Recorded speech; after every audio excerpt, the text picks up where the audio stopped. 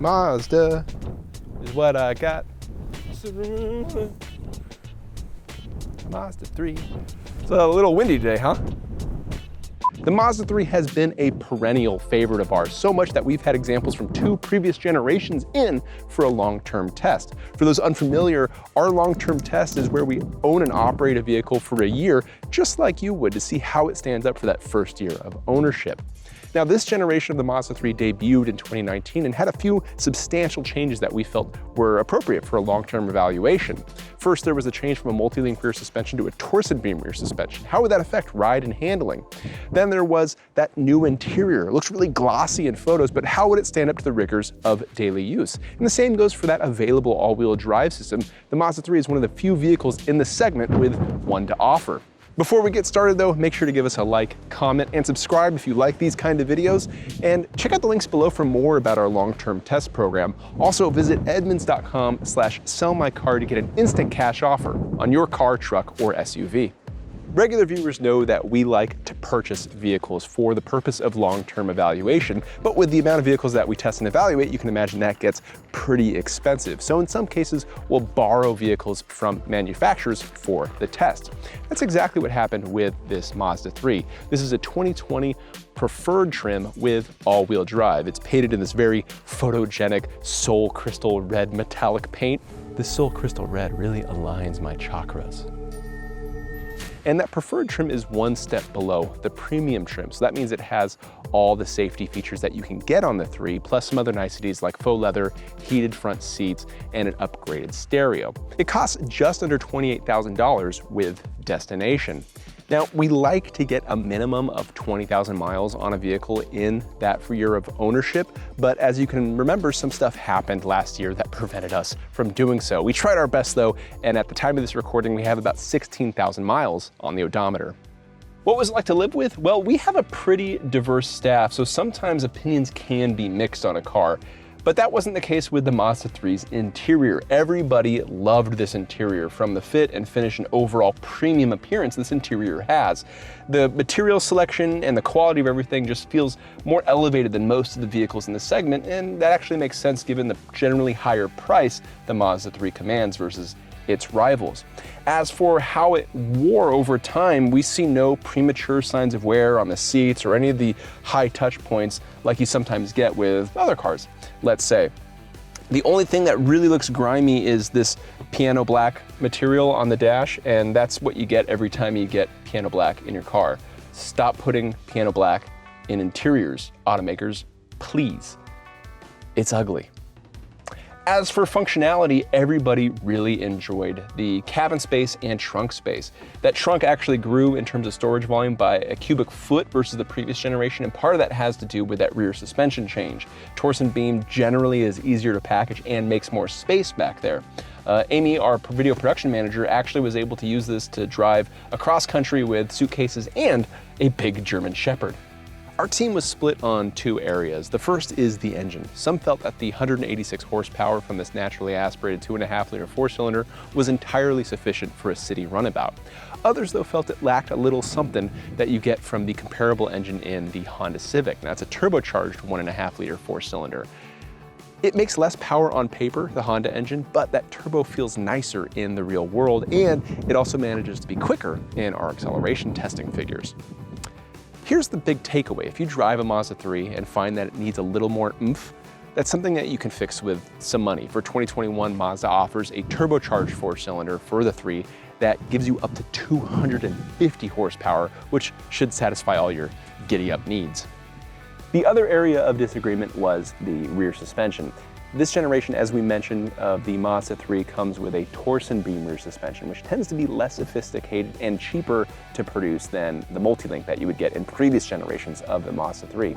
Some members on staff found the ride to be a little too firm for a city-based economy car, while others thought the general added impacts were in line with the sporty handling characteristics you'd expect from a Mazda. And as for driving fun, yeah, this isn't as exciting as previous Mazda 3s, but it's entirely sufficient for, again, a city commuter car. But now let's hear from other members of the team on their experiences with the Mazda 3. I'm a big fan of the Mazda 3. I really enjoyed having it in our fleet. I think it's one of the most refined vehicles in the segment. The interior is amazing. And now they've got the Mazda 3 Turbo, which is a big favorite of mine. The Mazda 3 is one of my very favorite small cars. If I was on the market, I'd definitely consider buying one. The interior makes you feel like $1,000 when you get inside, and the exterior is gorgeous, especially in Soul-Rich Crystal. There's only one issue. I'm 6'4", and the small door openings make it difficult to enter and exit, and the limited interior room hampers that as well. It's not something that would prevent me from buying it, but it's something I'd have to consider. Tech is very near and dear to my heart. And while the Mazda 3 didn't have any hiccups early on in its days with us, it did start getting a little bit glitchy towards the end. And while the rotary knob is easy enough to use, having a touchscreen wouldn't hurt. At one point in time, Mazda offered you a touchscreen that you could interface with when you were at a stop. I implore you to please bring that back. And even though you don't get a touchscreen, the sharp, bright, widescreen layout made Android Auto and Apple CarPlay present their best. As of the time of this recording, there were 2 recalls for the 2020 Mazda 3. The first were for fasteners on the brake calipers that weren't correctly torqued during assembly. That one didn't affect our car. The second one did, though. You see, like many new cars, the Mazda 3 has a collision mitigation system that automatically applies the front brakes when it senses a collision is imminent. And there was a recall for the sensors that could send a false positive that would trigger that system. The car stops itself whether you want it to or not. One editor noticed while driving this car that the system was flashing alert on the dash. Another of our team member, Ryan, our reviews editor, was cruising along at about 40 miles an hour. The system triggered from a false positive and the brakes automatically applied in what, would be an emergency stop. Now, that was scary. Fortunately, the car behind him was able to take evasive action, so there wasn't a collision. But as you can imagine, we were pretty hesitant to drive the car after that. We weren't alone because Mazda issued a recall for that exact same issue the same week. Once the fix was ready, we took the 3 to the dealer who addressed the problem. We got the car back and the system worked flawlessly for the rest of the Mazda's stay in our fleet. A quick word about emergency braking systems. Most cars have these features on them, and a number of us have experienced these kind of false positives before. This is the first time we've experienced on a long-term vehicle that has had a recall applied to it. Kind of wish we could have a kill switch for all these features in new cars. You get a level gauge for your windshield washer fluid. That's a dipstick. Easy to access. What's this do? It's hot. The Mazda 3 requires maintenance visits around every 10,000 miles or so, and it's this kind of stuff you could do at home if you were mechanically inclined. We like to go to dealership service departments to closer mimic what a normal consumer would experience, but in the case of the Mazda, when it was time to get the first service, the dealership was entirely booked. So we went to an independent shop and paid about $100 for 5 quarts of synthetic oil, an oil filter, air filter, tire rotation, and labor associated with all that stuff. How cool was that bird flying around squawking at me while I'm trying to talk to camera? As for the rest of reliability, the fit and finish on the Mazda 3 was solid and nothing else broke. What about that little fella? That guy? I wouldn't worry about that guy. It's the fuel economy section.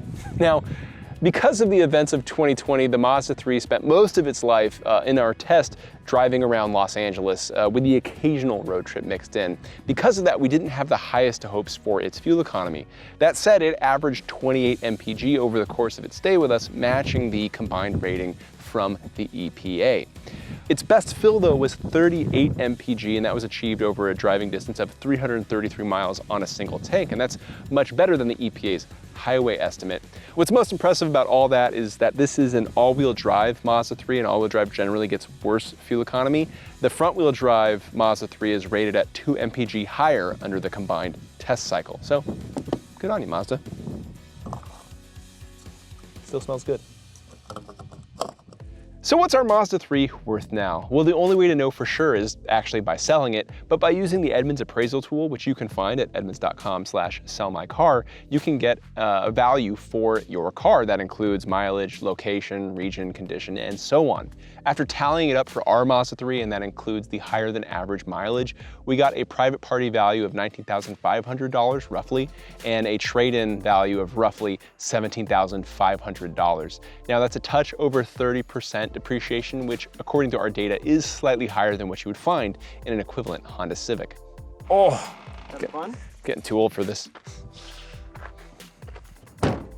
Now we've reached the conclusion of our long-term test. And this generation of the Mazda 3, like the one before it and the one before that, are still favorite compact cars of ours.